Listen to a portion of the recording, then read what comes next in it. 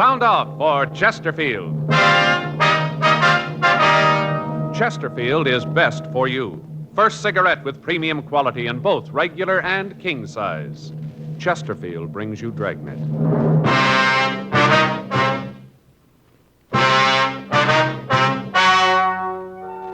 Ladies and gentlemen, the story you are about to hear is true. The names have been changed to protect the innocent.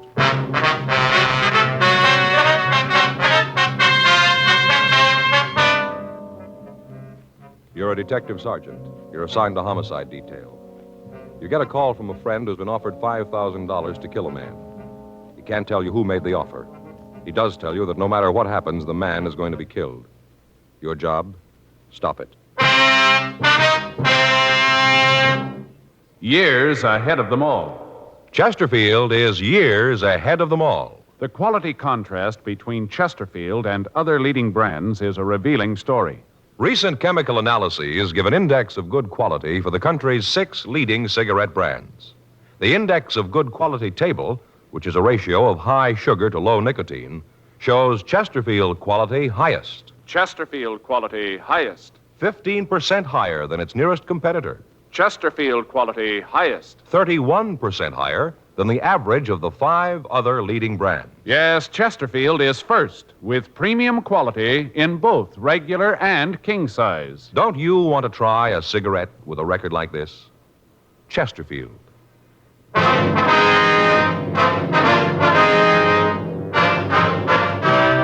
Dragnet, the documented drama of an actual crime.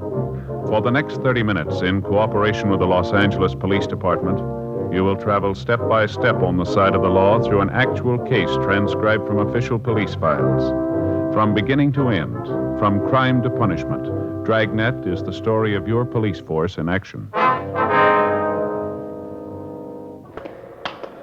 It was Monday, February 9th. It was cold in Los Angeles. We were working the day watch out of homicide detail. My partner's Frank Smith. The boss is Captain Lorman. My name's Friday. I was on my way into the office, and it was 7:45 a.m. when I got to room 42. Homicide. That you, Joe? Yeah. You're in early, aren't you? Yeah, I couldn't sleep last night. Dropped off about 3 this morning, then woke up at 5, couldn't get back to sleep. I got up, made some coffee, and decided to come on in the office. Yeah, I had a little trouble last night, too. You did? I mean, yeah. What's your trouble? I don't know. I got up late yesterday morning. I guess that was it. I'll get it. All right. Homicide, Friday. Yeah. Mm-hmm. Yeah, I remember. Johnny. Yeah. Mm-hmm. When'd you get the letter? Yeah, we'll be right over. Right. Bye. You remember that bartender over in that place on 6th Street, fellow named Johnny? Yeah, is that him on the phone? Yeah, says he's got an offer to make himself a fast $5,000. What for? Somebody wants him to kill a man.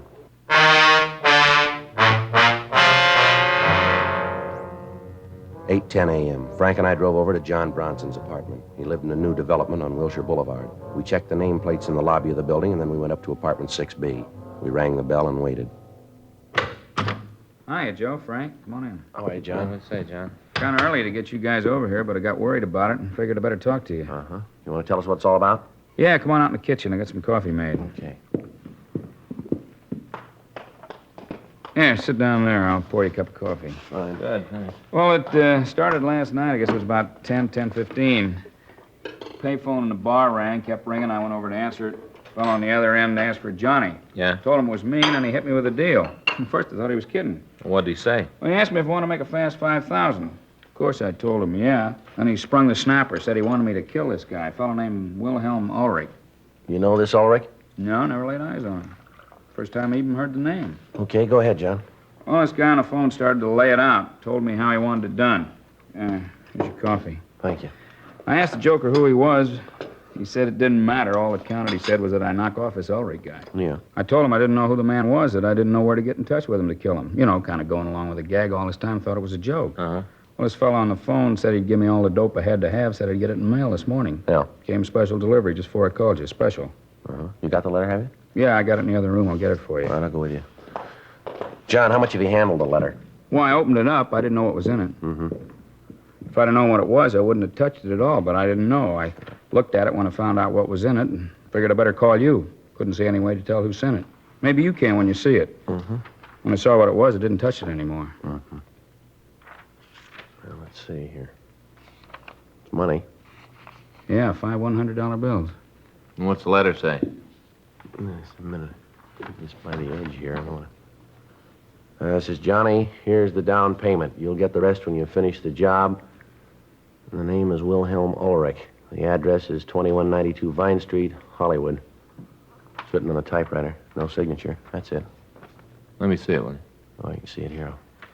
First off, I thought the whole thing was a joke. I didn't believe it. You know, I just thought it was some drunk trying to be funny. We get calls like that all the time, guys trying to be funny. Yeah. And when I got this letter, I got scared. I ain't gonna kill nobody, especially somebody I don't even know, not for no 5,000. Did you recognize the voice on the phone, John? No, I don't think I ever heard it before. You got any idea why he'd call you? No, I've been clean. I haven't got a record. Nothing like that. I run a clean place. Never done anything that could tie me up with the rackets. Yeah, we know. Well, maybe I ran a little booze during Prohibition. Not much, just a little. Everybody was doing it then, but I'm clean now. Joe, there's a postmark here on the letter. It's mailed in Hollywood. Yeah, I saw that. We can check the postal authorities on the mailbox number, find out when it was picked up, huh? Yeah. Time on it here is 11, looks like 11:45 last night. That's the time. You sure that you don't know Ulrich, John? Possible that he's been in your bar sometime, maybe, huh? Well, that'd be hard to say. We do a good business. Lots of people come in I don't know. You know, just come in once in a while. I wouldn't know who they were. They keep quiet, and I ain't getting nosy. Yeah. Well, we're going on back to the office. You'll probably hear from the caller again, Johnny, and as soon as you do, you let us know, will you?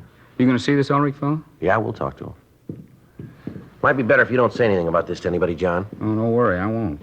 Okay, we'll be talking to you later. You be at the bar? Yeah, I'll be there at 4. Okay, thanks a million. No strain, glad to do it. Can't get over it, that guy calling and making an offer like that. I just can't get over it. He should know better than that. Yeah? Sure, you ought to know. Somebody ain't gonna kill somebody they don't even know.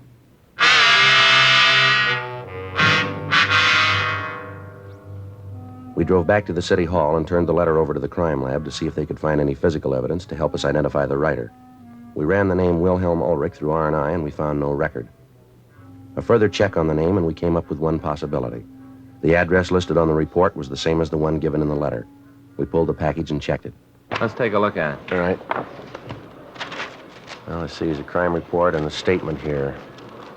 Report from Georgia Street Receiving Hospital. Now, what's the date on that? January 2nd last year. Yeah. Well, it seems this Ulrich got a hold of some poison wine. Wine. Yeah. Hey, wait a minute. Yeah? You remember Joe? He was an old guy. He was a German. He got a bottle of wine for Christmas and opened it New Year's Day. We worked that case with LaMonica and Galindo. Oh, sure, I remember now, yeah. We ran down some of the leads for him. They didn't go anywhere. Yeah. That was the one where he didn't know where the wine came from, isn't it? Yeah. Nothing came from it. The leads didn't go anyplace. As I remember, he's a nice old guy. Wonder why somebody's after him. I don't know. Last time we couldn't find anybody with a motive. Well, there's one someplace.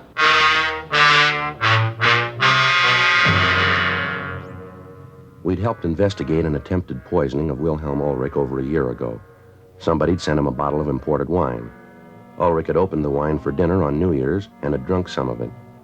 A short time later, he was seized with violent stomach cramps. He was rushed to Georgia Street Receiving Hospital for treatment. He was then transferred to the county hospital for further treatment. Examination of the remaining wine showed that it had been dosed with a quantity of poison. Fortunately, Ulrich didn't drink much of the poisoned wine, and he recovered. Detectives Joe LaMonica and Danny Galindo had handled most of the investigation. We'd helped them briefly in checking out some of the leads that they'd gotten. We checked with them again on the case. From the crime report, we got a list of the people that the two officers had interviewed. We checked with them, and they gave us as much personal information as they could. 1:15 p.m. We drove out to see Wilhelm Ulrich. We found him in the yard digging in a rose bed. No, I can't understand it. I never quite believed that about the wine, sir. Well, why do you say that, Ulrich? Well, I found it hard to believe in my heart that anyone would want to do me harm. I have no enemies. No one that hates me enough to want to kill me, I'm sure of that. Well, I'm afraid you could be wrong about that, Ulrich. The officer said that before. Somehow, though, I just can't believe it. I've nothing anyone would want to kill me for. All of the people I know are my friends. We all get along. Yes, sir. Look at that. Isn't that a beautiful rose? Such loveliness. Mm-hmm. No? I'm sorry, officers. You're mistaken about this. I wonder if we could talk to you in the house, sir. Yes, that might be better. I could make you a cup of hot tea if you'd like. No, sir, thanks, just the same. Have you officers had lunch yet? Yes, sir, thank you. Oh, thought maybe you'd like a sandwich. Just got some liverwursts from a little place downtown. German, excellent food. Mm-hmm. Here, I'll get the door. Just sit down any place. I have to get the dirt off my shoes. Martha would be very angry if I tracked dirt around. Marta, that's your daughter, isn't it? Yes. She comes over every couple of days and straightens up the house for me. Wonderful girl, Martha. I don't know what I'd do without her. Yes, sir. Now, there's a couple of things we'd like to ask you. Certainly. Anything I can do to help. Well, we'd like to go over the information on the report here. Is that from the last time? The time of the wine? Yes, sir, that's right. All right. You just ask anything you want. I've got nothing to hide. All right, sir. We checked the crime report you filled out last year. Now, has anything changed in your family since then? No. You gentlemen still working on that? Well, yes, sir. We have another matter to discuss here. Oh, there's one thing that has changed. What's that, sir? The part here about me running the business. Mm-hmm. That's changed. I still run it in a way. I still supervise it, but Robert, he actually runs it. Oh, Robert. You mean this name here, Robert Davis? Yes, he's my son-in-law, Martha's husband. He takes care of the business now. He's a good boy. Martha's lucky to have him. How long has your son-in-law been running the business, Mr. Ulrich? Well, let me see. It's been about 8, 9 months. He took over right after I got out of the hospital. He's done wonders with it, wonders. How's that, sir? Modernized it, changed it all around. Had one of those efficiency experts come in and study the people.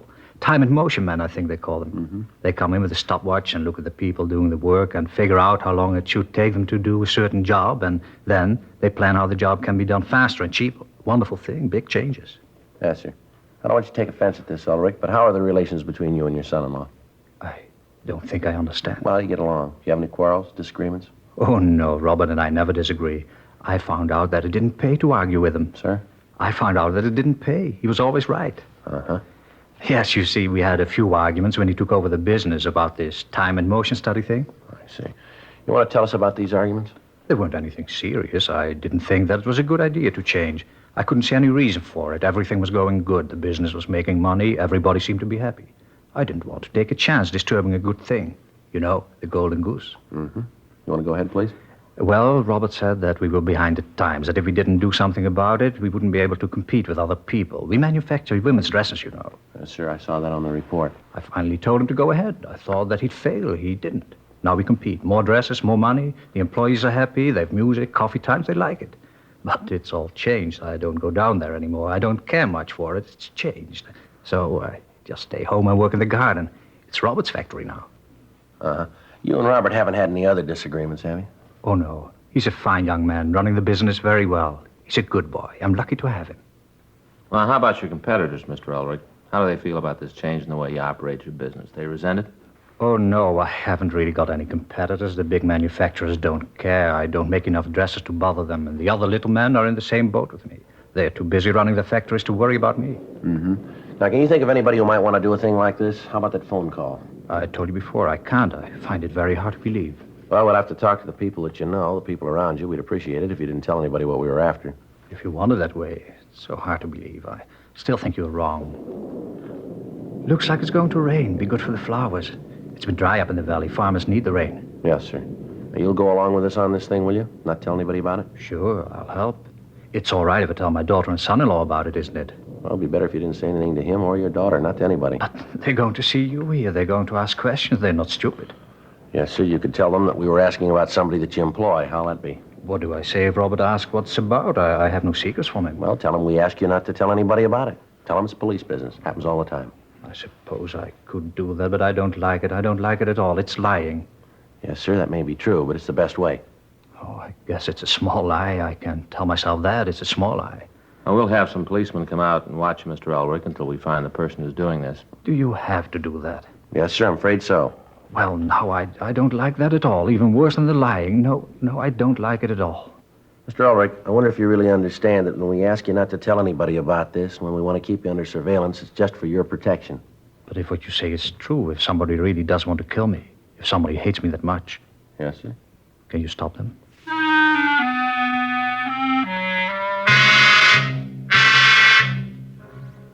We called the office and had a team of men sent out to keep Wilhelm Ulrich under surveillance. His house and his person were to be watched 24 hours a day until we apprehended the person or persons who wanted him killed. We spent the rest of the afternoon talking to the people in the neighborhood. From all of them, we got the same story. Ulrich was liked and respected through the area. All of the local shopkeepers and their business associates told us that he paid cash for everything he bought and that his credit was good. He was active in the local flower club and had twice in the past served as president of the organization. The neighbors confirmed what Ulrich had told us about his family. His son-in-law and his daughter seemed to be devoted to the elderly man and were constantly trying to get him to sell the house he lived in and come to live with them. 6:42 p.m. We returned to the office. Man, it's really coming down, huh? Yeah, it sure is. You got a raincoat in your locker? Yeah, I got one of those plastic kind in the bag. Oh, yeah, I want to get me one of them. I'll get mine. We go over and check the son-in-law. You got his address? Yeah, it's a place out on Ivar. Sure was a nice old man, huh? Yeah, he seems to be. So you want to grab my coat, I'll get the phone. Yeah, I'll get it. Thank you. Homicide Friday. Yeah. Uh-huh. Yeah, John. When? Yeah. No, we'll be right over. Right away. You bet. Frank. Yeah? Call from the bartender, Johnny. Yeah? Says he just got another phone call. Person told him that he'd gotten the down payment for the job and he wanted to know why Ulrich hadn't been killed. Yeah. Guy said if Johnny didn't get on it, the money wouldn't do him any good. Told him to make up his own mind. Uh-huh. Either he makes good on the job or they'll kill him.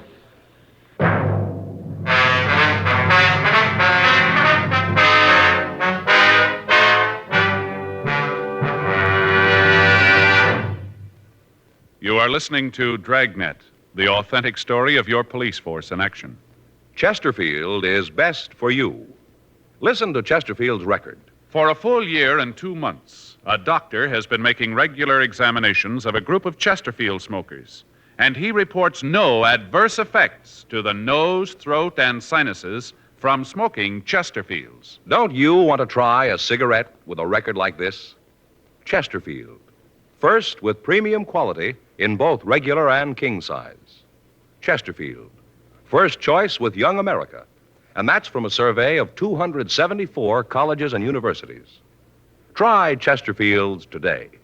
Remember, Chesterfield is America's best cigarette buy.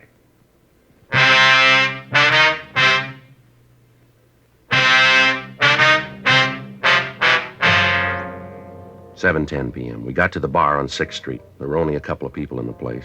The bartender, Johnny, told us of the phone call that he'd received. He said that the person on the phone had told him that if he didn't hurry up and kill Ulrich, Johnny himself would be taken care of. We called Lee Jones at the crime lab to ask him if he'd been able to come up with anything on the letter. He told us that there was no way of tracing it. Fingerprints found on the letter were those of the bartender. Photographs were taken of the letter, and along with the money, it was booked for further evidence. We'd gotten in touch with the postal authorities, and they said that they'd give us assistance. They gave us the location of the box where the letter had been mailed, and they said they'd try to find out who sent it. We arranged for a stakeout on the bar, and then we called the men at Ulrich's home. They told us that the son-in-law, Davis, and Ulrich's daughter had been there, but that no one else had seen or spoken to the elderly man. 9:32 p.m., Frank and I drove out to check on Robert Davis. We got to the apartment house and rang the bell to the manager's room. Yes? Miss Franklin? Yes, what is it? Police officers, ma'am. We'd like to talk to you if we could. Oh, well, I suppose it's all right. Come on in. Thank you very much. Thank you very much, man. It's my partner, Frank Smith. My name's Friday. What is it you wanted to see me about? Oh, we'd like to talk to you about one of your tenants, please. Oh? Which one? I bet I can guess. Ma'am? It's about that couple on the 5th floor, isn't it? The Radcliffes. It's them, isn't it? No, ma'am, it isn't. We'd like to talk to you about a Robert Davis and his wife. The Davises? Yes, ma'am. Why, never thought it. Should be the Radcliffes, the way they carry on. The Davises. I'd never have thought it. What do you want to know about them? Well, it's just a routine investigation, ma'am. Can you tell us how long they lived here? Well, see now. It's been almost 6 years they've been in the building, yeah. Yeah, 6 years, anyway. I haven't always lived in the same apartment, though. Ma'am? When they moved in, they was in a little apartment on the 2nd floor, living room, a pull-down bed, little bitty place. And then they moved up to the 6th floor, 2-bedroom, nice place. Nice people. The Davises, oh, I'd never have thought it. Do they have any close friends in the building, would you know? Well, not Mr. Davies. He's kind of the quiet type. Never has much to do with anybody. He keeps to himself. Mm-hmm. Now, Mrs. Davis, that's a different thing. She's a living doll. She's nice to everybody and so sweet. Never had a harsh word for anybody. Always a smile. I think Mr. Davis thinks he's too good for anybody. He always seemed kind of snooty. Yes, ma'am. Do you ever have any arguments with anybody in the building that you might know of? Well, he's had a few arguments like everybody else does. Like I said before, he thinks he's too good for anybody. He thinks he's better than anybody. He's got no right to either. Ma'am? Why, he owes half the people in the neighborhood money. Way behind his bills. Owes me a couple of months' rent. Never seems to be able to pay anybody he owes. I talked to the milkman, owes him for a month back. Every time he asks for his money, Davis tells him to come back and stop hounding him. Can't understand it. Seemed like such nice people when they moved in. 2 years ago, that's when the trouble started. It was our understanding that he had a pretty good job. Is that And right? he has. Works for his father-in-law, manages some kind of a factory. Dresses, I think. Oh, but that isn't it. He makes enough money. He just spends it faster than he makes it, that's all. I think he gambles. Why do you say that, ma'am? Oh, he's always going off on some kind of business trip. At least that's what he says it is, but I know different. Yes, how's that, ma'am? Well, he'd come back from one of those business trips once. Cab pulled up, and it just happened that I was standing out in front. A driver got out and gave him the bill for the cab, all the way from the airport, almost $6. Well, anyway, when Mr. Davis got the money out of his pocket to pay the cab bill, a chip fell on the sidewalk. He didn't think that I saw it, but I did. The cab driver did, too. Well, what kind of a chip was it, ma'am? Well, you understand I'm not a gambling woman, so I wouldn't know. But the cab driver, he knew. Oh, you just betcha he knew right away. He picked up the chip and handed it back to Mr. Davis and said something about being in Las Vegas, kind of kidding, you know. Yes, ma'am. Well, I've seen Mr. Davis get upset, but never like that. He grabbed the chip away from the cab driver and told him to mind his own business. Said that he'd had the chip a long time, that it didn't concern the cab driver. He was real mean. Uh-huh. And then at night, well, the argument that he and the missus had, I never in all my days heard anything like that. Well, what happened, ma'am? Well, you understand that I just happened to be in the hall. I was making sure that the lights on the floor were all on. Those bulbs are always burning out, and I was checking them, you know. Yes, ma'am. Well, anyways, I hear this argument coming from the Davises' apartment. Mrs. Davis is telling how she isn't going to stand for it anymore. Mr. Davis better settle down and get to work and stop this foolishness. She didn't come right out and say what foolishness, but I could tell. I could tell. It was his gambling, that's what it was. Yes, ma'am. Is there anything else that you could think of that you could tell us about the Davises? No, I don't think so. I'm kind of surprised, though. I don't like him, but I never thought that he'd have the police after him. Well, we're just conducting a routine investigation, Miss Franklin. Oh, now, you don't have to play cagey with me. I know about you, policeman. You and your routine investigations. You ain't fooling me. You want him for something. Now, what is it? Can you tell me? Ma'am, it's just police business, just routine. We'd appreciate it if you didn't say anything to anybody about us being here. Oh, sure, I'll go along with you. I won't tell a soul, not a living soul. Thank you very much, Miss Franklin. I'm going to leave you our card. We'd appreciate it if you give us a call if anything comes up. Uh-huh. Michigan 5211, is that right? Yes, ma'am. You just ask for the homicide division. It's written All down right, there. you See? just bet I will. Now, I'd be glad to help. I'm just glad to. All right, fine. One thing, though. Yes, ma'am? Are you sure there ain't nothing that you want those people on the 5th floor for, the Radcliffes?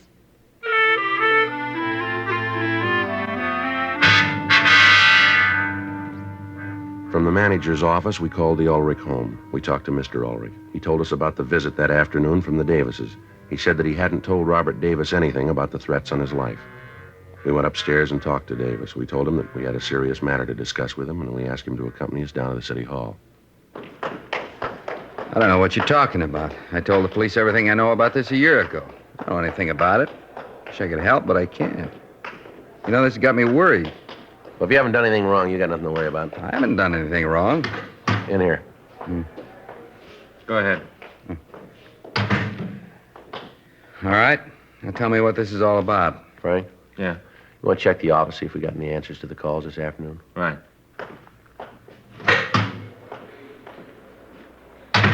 You got a cigarette? Yeah. Help yourself. Well, let's get to it, huh? I gotta get home and get some sleep. I got a rough day tomorrow. This won't take very long. How do you get along with your father-in-law? All right, why? Like to know? Well, I don't see how that concerns you, but you ask, so I'll tell you. We get along fine, me and the old man. We get along just great. Does that make you happy? That's not the point. Anything? No, nothing new. You go over to Las Vegas much, Davis? Not much. Why? How often would you say you went over there? Maybe a couple times a year, not any more than that. When was the last time? What's so important about when I was in Vegas last? You guys spent a little more time finding out who's trying to kill my father-in-law, less time asking questions that don't make any sense. You'd be doing a better job. What can you tell us about somebody trying to kill your father-in-law? All I know is what he told me this afternoon. What did he tell you? Not much. Said something about a bartender, something about a phone call. Did he tell you who the bartender was? No, just that it was someplace over on 6th. All right, Davis, come off it, huh? What do you mean, come off it? You want to tell us why you did it, or do you want us to tell you? Did what? I got nothing to tell you. I don't know what you guys are talking about. We talked to your father-in-law this morning. We told him that we'd gotten a report that his life had been threatened. We didn't tell him how it happened. We didn't tell him where our information came from, so he didn't know. All right, so maybe I got it someplace else. Oh, wait a minute. You couldn't have. We didn't talk to anybody else. Well, I heard it someplace. I don't remember, but I heard it. We checked around, found out you gamble quite a lot. You're a steady loser. You owe a lot of money in town, don't you? They're right. Yeah, that's right. Now, I think we can make you for the threat on Ulrich's life. I don't think we'll have any trouble at all. You had the motive, you had the opportunity. First thing in the morning, we'll check with the factory. We'll see if you made a withdrawal of $500. We make that, and you got big trouble. You figure you're going to be able to do that? We think so, yeah. We'll get your father-in-law down here and ask him what he told you this afternoon. Find out if he did tell you about that bartender, about the bar on 6th, about the phone call. You know, it doesn't look like there's going to be too much trouble making you for this. Save your time. What do you mean? You don't have to go through that thrash. I did it. I tried to have the old man knocked off. Were you the one who sent him the wine last year? Yeah, that's when it started. I started to gamble. Lost a lot of money. Couldn't pay it back. No way to pay it back. Guys I owed the money to were leaning on me. I had to pay them off. Had to. Yeah. I could only think of one way, get rid of the old man. Didn't you get a pretty good salary out of working for him? Yeah, pretty good, but it didn't go far, not far enough.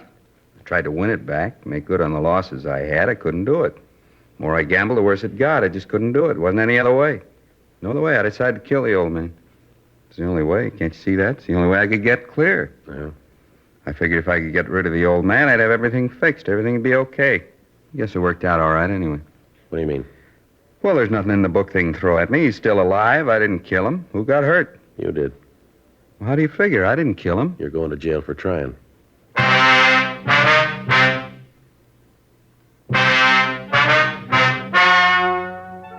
The story you have just heard is true.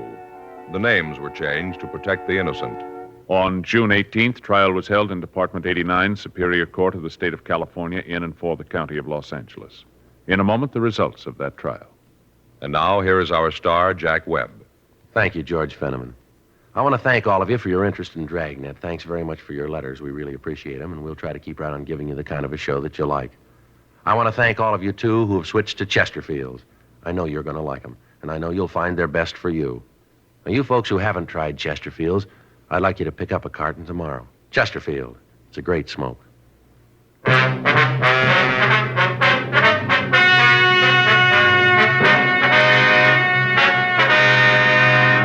Robert Walter Davis was tried and convicted of attempted homicide. He received sentence as prescribed by law. Attempted homicide is punishable by imprisonment in the state penitentiary for a period of not less than 20 years.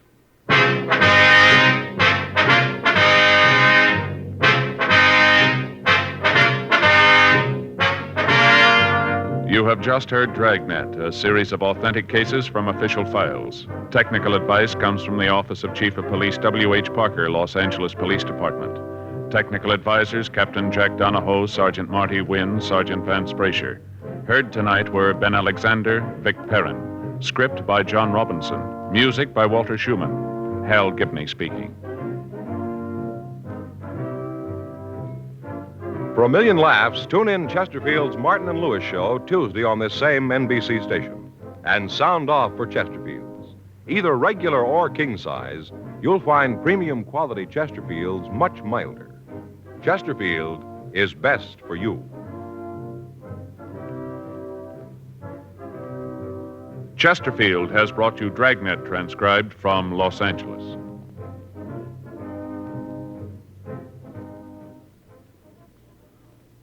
Now, new Fatima has the tip for your lips. Fatima tips of perfect cork. King size for natural filtering. Fatima quality for a much better flavor and aroma. So remember, new Fatima has the tip for your lips. Fatima. See how smooth they are. Remember, Fatima is made by the makers of Chesterfield, Liggett and Myers, one of tobacco's most respected names. Tonight, it's Adventure with Barry Craig on NBC.